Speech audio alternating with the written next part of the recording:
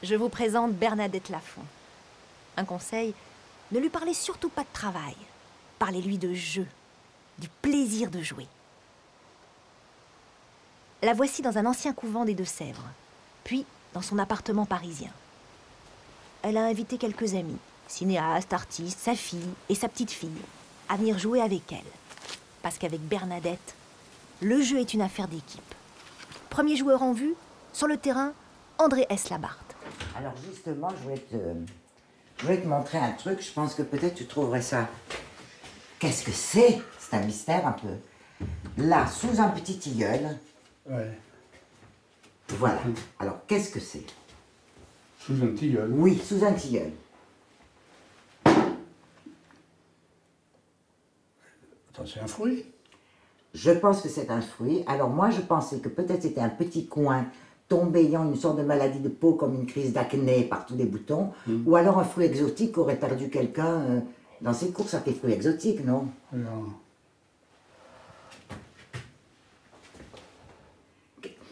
Essaye de voir. Attends, je vais chercher quelque chose.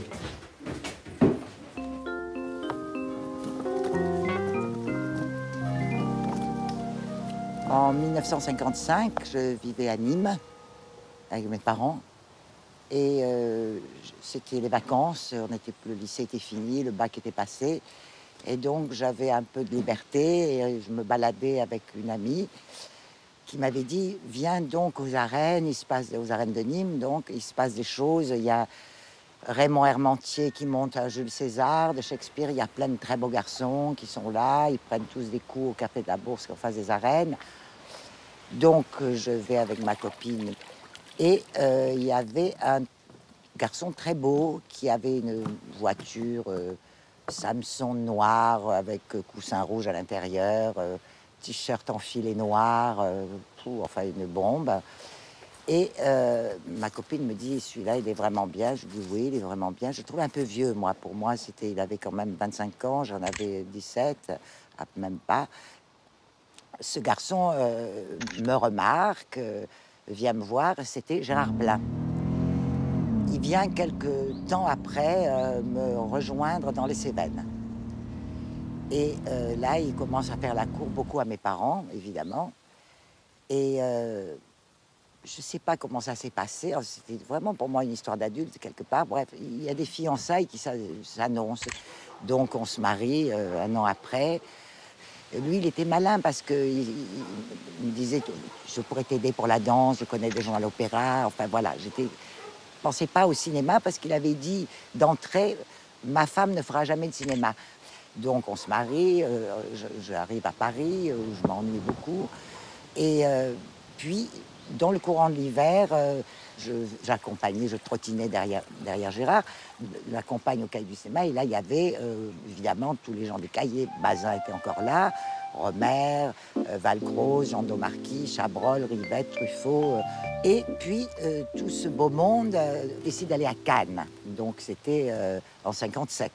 Le festival de Cannes. Et là, sur la plage, Truffaut et Chabrol, en même temps, disent qu'ils vont réaliser l'un Truffaut, un court-métrage, donc qui devait être Les Mistons, et Chabrol, un long-métrage, qui sera Le Beau Serge. Et ils nous proposent sur la plage, à Gérard, à Jean-Claude et à moi, de jouer dans ce film. Et là, j'ai toujours pas compris comment Gérard avait pu accepter. On commence à tourner le film, Les Mistons, dans les arènes, à Nîmes. Moi, je rêvais de faire du cinéma, hein, je n'osais pas le dire.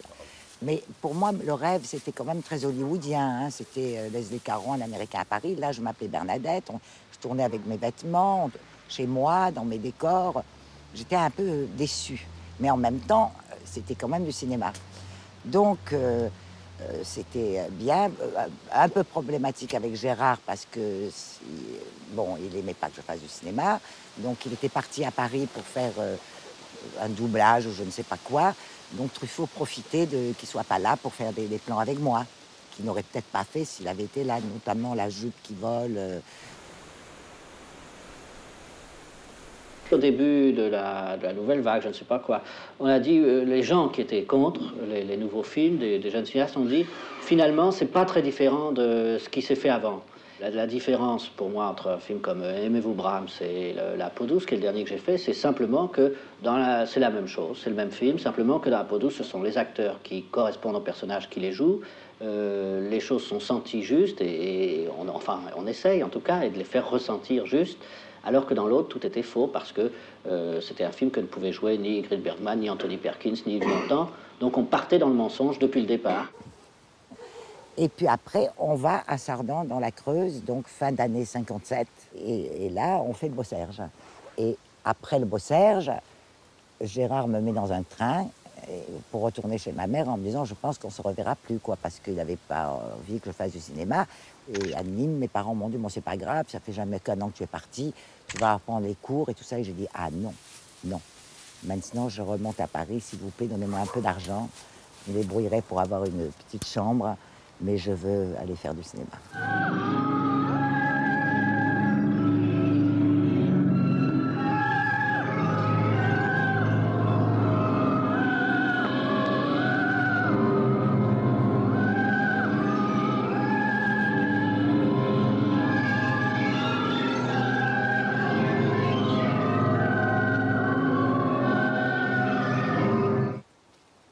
Alors donc cette fille-là qui m'hébergeait à Paris, là, enfin je payais un loyer, elle me dit un jour « oh écoute, j'ai rencontré un mec formidable, un sculpteur et tout, il y a un vernissage où il va aller », elle était comme ça, elle était très excitée, viens avec moi, donc je mets pour quasiment la première fois mes pieds rive gauche et j'ai rencontré la Durga.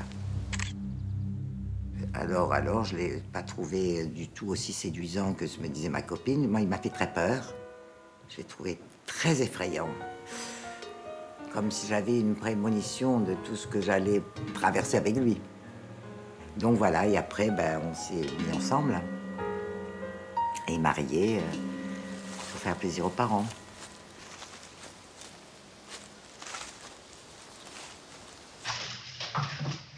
Manger. Mais c'est midi moins le quart, si venez nous voir, ça ira mal.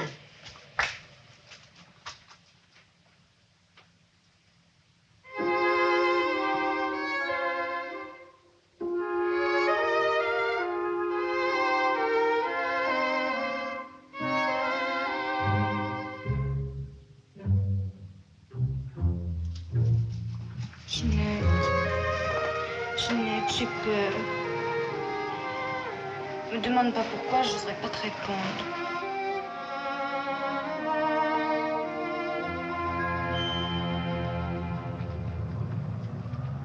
À tout à l'heure. Mais tu manges pas avec nous? Moi, je pense que c'est un des plus beaux films que j'ai fait, Les Bonnes Femmes. Vraiment, vraiment, vraiment. Je le mets en tête, peut-être ex-aequo. Non, je le mets en tête. Et le tournage était absolument merveilleux parce qu'il y avait une espèce d'euphorie sur le plateau. C'était assez électrique comme ça parce que Gégov, qui avait écrit le scénario avec Claude, était là. Il mettait son espèce de force, de côté wagnérien comme ça, un peu, qui allait tellement bien avec Chabrol, qui lui était plus cartésien. Donc ça se passait bien. Chabrol était très émoustillé parce qu'il était en train de complètement être amoureux de Stéphane, ils allaient vivre ensemble, tout ça. Et moi, j'étais en tout début j'avais, comme on dit, un polichinelle dans le buffet. J'étais en tout début de grossesse de ma première fille, Elisabeth. Donc il y avait un grand bonheur sur ce tournage. Et puis après, je suis partie dans les Cévennes pour passer le reste de la grossesse et la naissance à Nîmes, là où j'étais née, moi, d'ailleurs, la maison de santé protestante, quai de la Fontaine, qui n'existe plus. Et après, 6 semaines après, le temps réglementaire pour les assurances, je suis partie retrouver Chabrol pour les Godelureau. Ambroisine, la jugeote, le personnage, c'était un personnage où on pouvait tout faire. Et il y a une réplique des préférées que je dis dans ce film. À un moment donné, je suis sur un banc avec Charles Balmont, qui est très amoureux de moi, du personnage. Et je lui dis, il ne faut pas m'aimer, ça m'encombre. Ça, j'adore dire ça. Je pense, Bernadette Lafont, que nous pouvons dire à nos amis téléspectateurs que vous êtes depuis peu de temps l'heureuse maman d'une petite fille, j'allais dire d'un petit garçon. Oui, donc c'est une petite fille. Elle s'appelle comment? Ambroisine? Elisabeth. Ah non, Non. Elisabeth, elle ne s'appelle pas Ambroisine. Non. Bien. Est-ce qu'Elisabeth fera du cinéma plus tard? Pour l'instant, j'en sais rien. Elle se contente de quoi faire en ce moment? Elle crie, elle mange, elle dort. Ce qui est Comme déjà tous pas les mal bébés. pour un petit bébé, hein? Oui. Bon.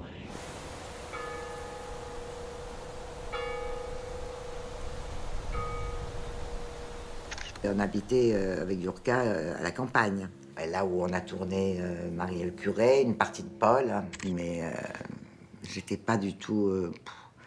la campagne, c'était pas mon truc quand même. Et c'était compliqué d'aller à Paris. Puis surtout, c'était compliqué pour le travail. Il n'y avait pas beaucoup de...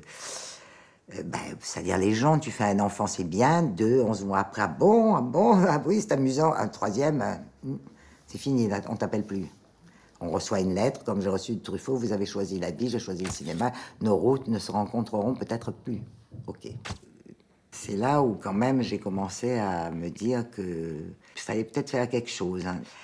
Et donc je me suis dit, je me donne 2-3 ans pour vraiment tenir un rôle.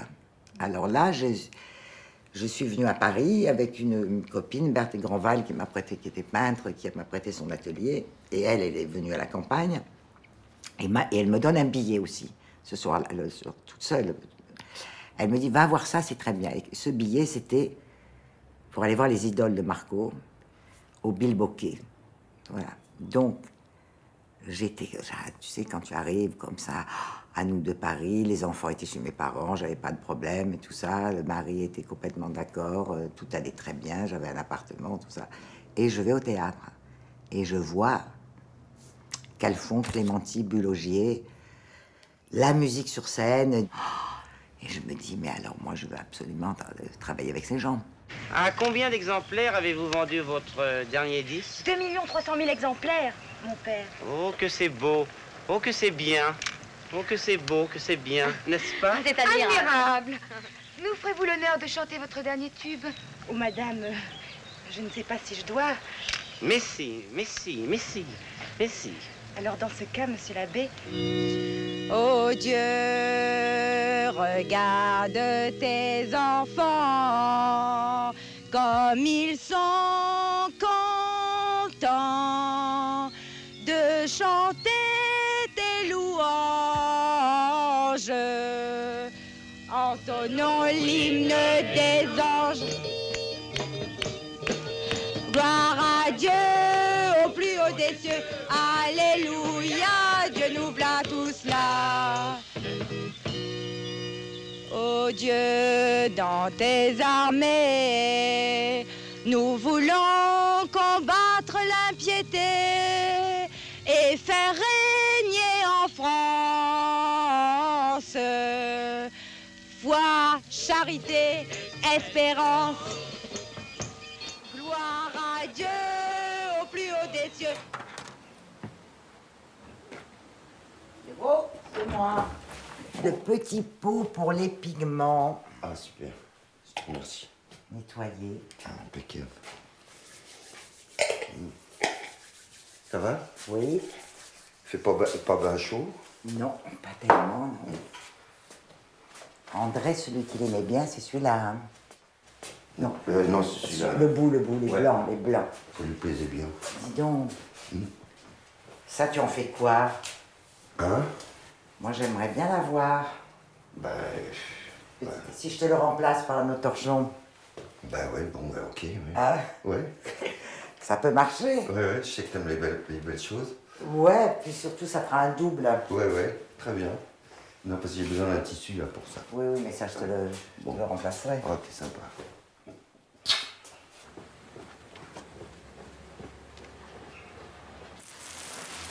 Je te présente la rose Bernadette Lafont. Elle se vend très bien.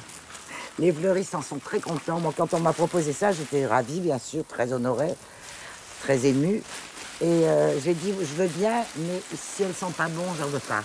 Parce qu'il y a plein de roses magnifiques qui sentent pas bon. Qui sentent rien, quoi. Alors, elles sont très, très bonnes. Et elles sont solides, elles résistent l'hiver.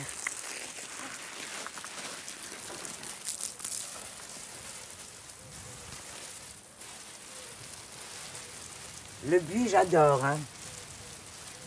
J'aime vraiment les buis. Ça sent très bon. Puis toute mon enfance, c'est des trucs qu'on voit dans les jardins des presbytères ou tu vois. Et donc, comme on allait voir, ma grand-mère allait voir beaucoup au presbytère, moi je restais dans le jardin, et il y avait des buis, et il faisait très chaud. Et tu vois, c'est mon odeur qui me reste d'enfance, c'est vraiment celle-là. Hein. Voilà, alors lui, il est beau, il grandit bien. Et il y avait un vieux qui descendait comme ça. Il y avait des petits chemins encore qui passaient, on coupait à travers les montagnes, donc c'était des droits de passage. Et alors, il me racontait des histoires, il me disait qu'il avait vu un sanglier avec des dents en or. Alors, tu vois ça. Et qu'il avait vu aussi des grosses couleuvres qui volaient. Alors, bon, quand tu as 6-7 ans, tu prends tout, quoi, tu crois tout. Il y avait énormément de couleuvres, ça c'est vrai. Et j'avais une tante qui habitait à côté dans une petite maison. Et il m'est arrivé de croiser dans les escaliers bien cirés de ces petites villas bourgeoises, comme on faisait au début du 19e, une couleuvre qui descendait. Mais les couleuvres asculaires, non, peut-être pas ça. Et pas loin, et très longue. Un jour, il y avait aussi un déjeuner de famille, il y avait une tonnelle au-dessus de... Il y avait des oiseaux qui nichaient là-haut.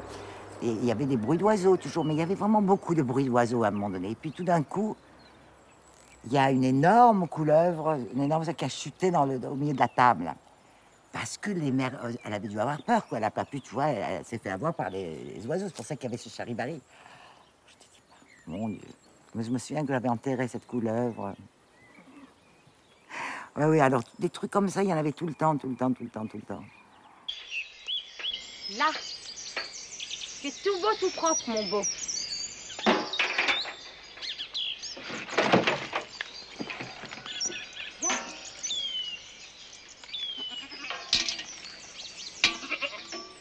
Là, viens.